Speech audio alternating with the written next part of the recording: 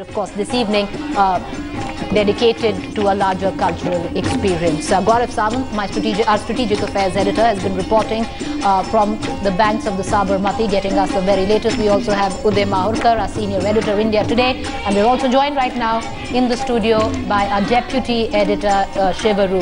You know, Shiv, it's quite interesting how it's all playing out, because this is for the first time we've seen diplomacy being taken out of staccato, boring, formal ballroom events, which usually is what India is used to when it comes down to diplomacy, isn't it? It's more relaxed. Absolutely, Preeti, you've hit it on the head. The one thing that the Modi administration can never be faulted on is its real understanding of how to take even a normal visit. I mean, this is not a normal visit, I'm not calling it that, but to take a routine protocol, affair and convert it into, television spectacle, a media spectacle. For the last 3 hours, all channels have been riveted to these pictures, and only occasionally has there been a sense of sort of boredom that's crept in. But right through, take a look at how they've organized, normal protocol visits to the Gandhi ashram.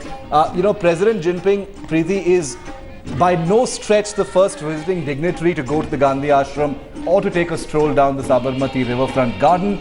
But take a look at how these live images sort of tell a story of their own. As you absolutely rightly pointed out, the fact is, of course, that this isn't happening in Delhi. We're so used to seeing, protocol events happen in Delhi. But as each moment passes, it's more evident, it's more explicit that this is happening beyond Delhi. This is happening outside the Delhi that's so famous for VVIP protocol. It's happening in Gujarat. That in itself is a message. Earlier, while we were covering the arrival of President Jinping, Preeti, Ambassador KC Singh had said that the very fact that this is happening in Gujarat is a message in itself. He landed at the Sardar Vallabhbhai Patel airport. There was an irony there because it was Sardar Patel who had warned Nehru about trusting China too much.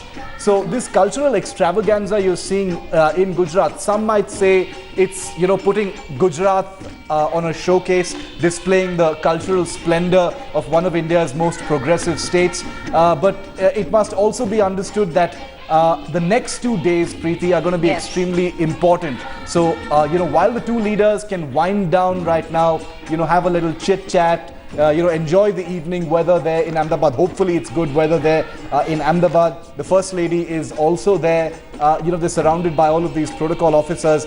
They're not, they're not talking business right now. Let's be very clear. It's just informal chit chat, getting to know each other, sort of soaking in each other's company. The First Lady is also there. So it's, very, very informal.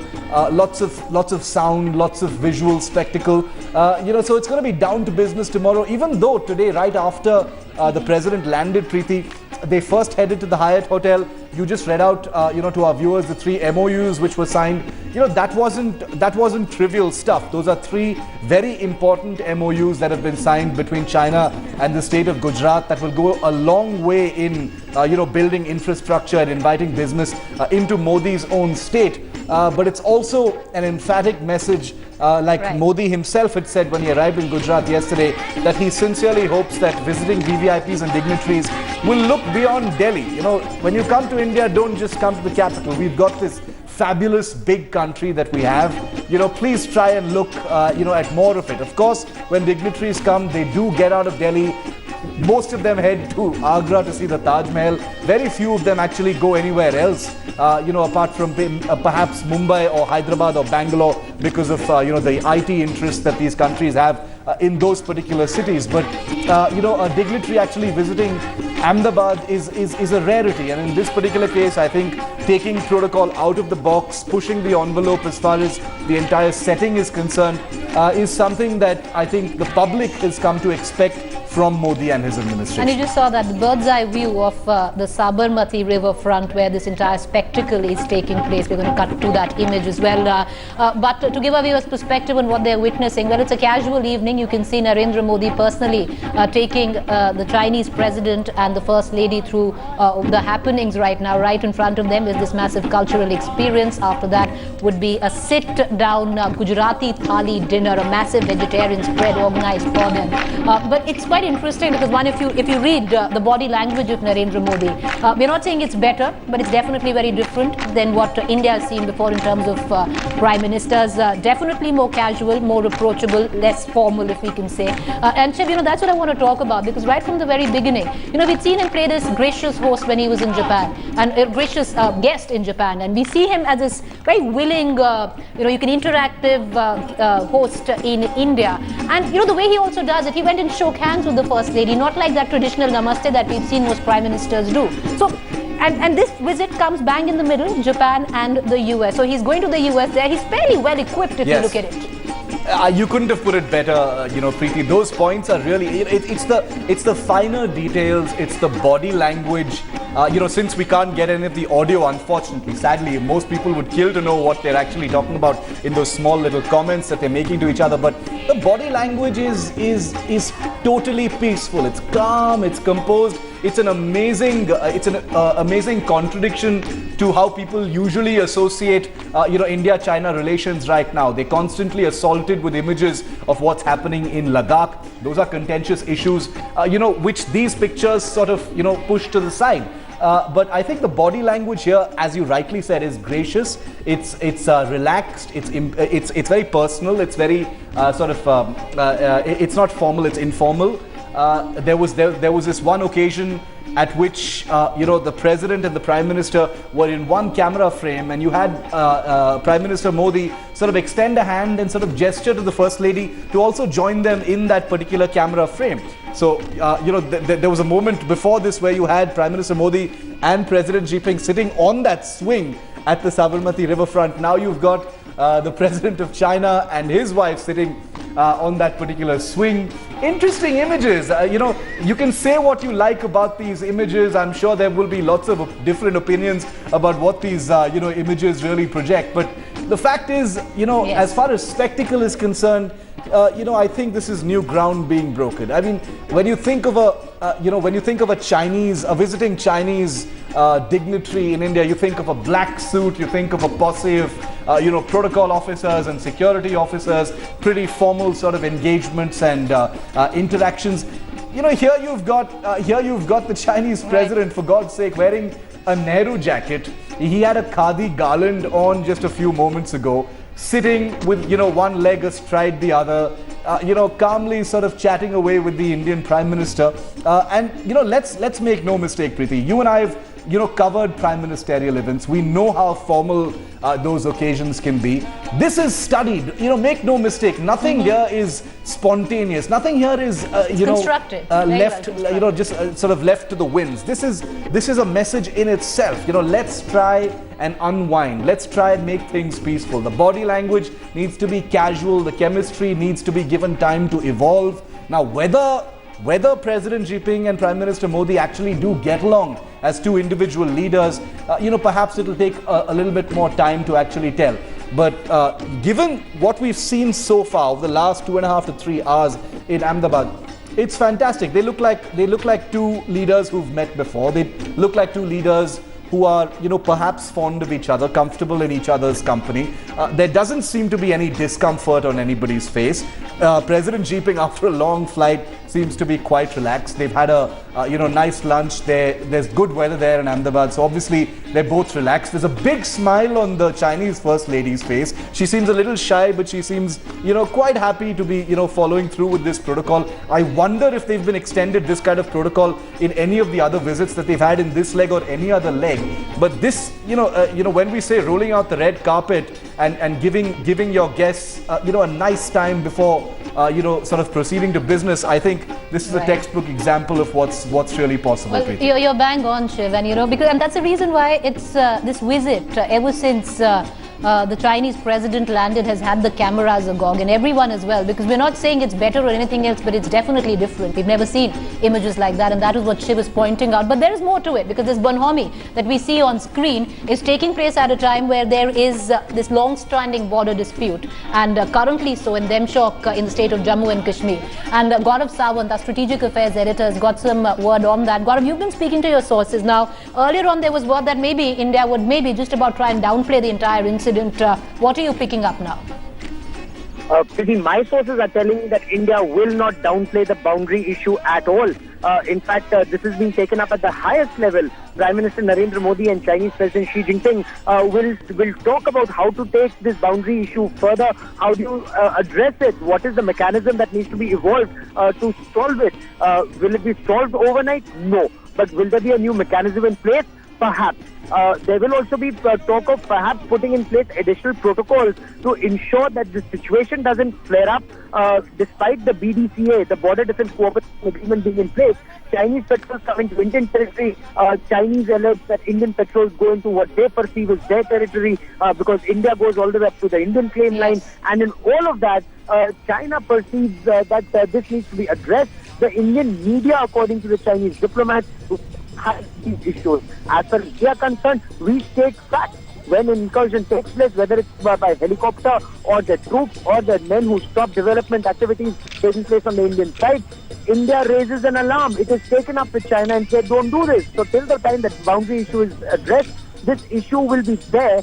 The best way forward, is, from what my sources tell me, is the best way to avoid a flare-up till the time the boundary issue is decided. And of course, but well, that's not the point at this juncture to discuss that, especially because this evening is reserved for this cultural experience and what a fiesta it's come out to be. Where you see the dignitaries walking, well, that is the luxury Swiss tents that have been pitched. They're clearly now walking towards dinner. It's an early dinner, and Gaurav Sawant is going to be giving us an itinerary on what we are expecting. It's supposed to be a massive Gujarati spread, a sit-down Gujarati thali, all vegetarian, mind you, dinner for the Chinese president. And then, of course, both Narendra Modi and President Jinping would be flying back to the national capital. Gaurav is going to give us more details on that.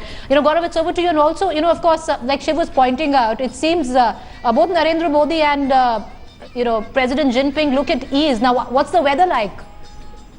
It's humid, but there are those massive fountains that have started in this area. Now, it was very hot during the day. It's humid now with these fountains, and now there's gentle breeze blowing. And with this gentle breeze and water, it will be so much better very soon. And all of this, as you and Shiv were pointing out, it's been choreographed to the last point.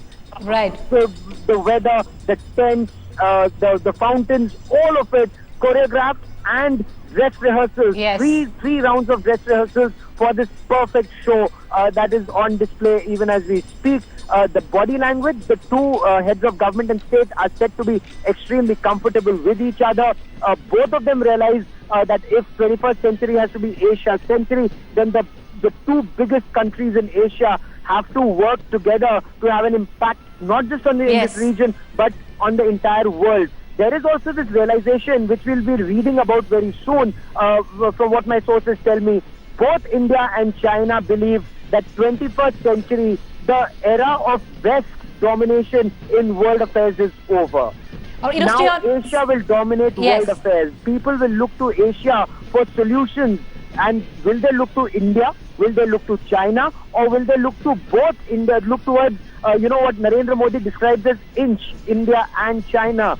That remains to be seen to solve the world's problems. And if India and China have a dispute, then they cannot solve other people's problems. So that is the thinking with which India is now moving forward, Preeti. Well, that was the public image, and it seems that was the mandate which was made very clear by Narendra Modi. Look, every bit the professional of an emerging power that you want to be, and that is what's on display there. I'd like to also bring in Shiv, our deputy editor, who's with me in the studio. Shiv, it's quite interesting, taking off from what Gaurav was saying, this is rehearsed, and 3 times over. That's what Gaurav was pointing out. The entire humdrum, they've been through it 3 times down.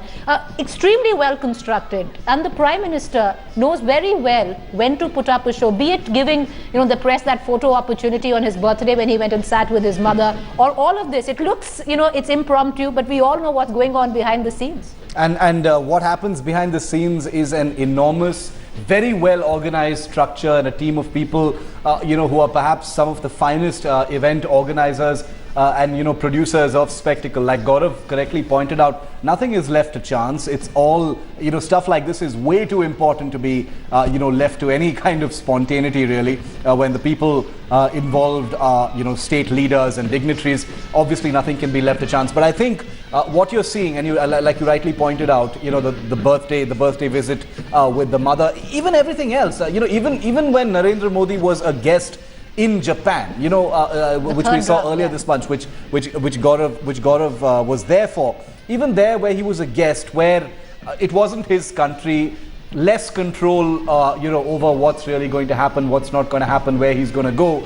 Even there, everything was so perfectly tuned towards a kind of, sort of visual spectacle. The playing of the drums, the ringing of that bell, all of those things looked very organized. So here, when you think about it, Preeti, it couldn't be on more familiar turf for Modi. He's in Ahmedabad. This is his city. Yes. The Sabarmati waterfront, is a heritage area that was built up by Chief Minister Narendra Modi over the last many years. It's something that he's very proud of. He's taken dignitaries and business leaders on earlier occasions to look at this particular area. So it's obviously a place of great pride. It's almost like he's leading someone he respects very deeply and someone who he expects to have a deeper relationship with, to a place that he's very proud of. And it's almost like he's saying, this is what I built. This is what I built and have proven to the people who voted years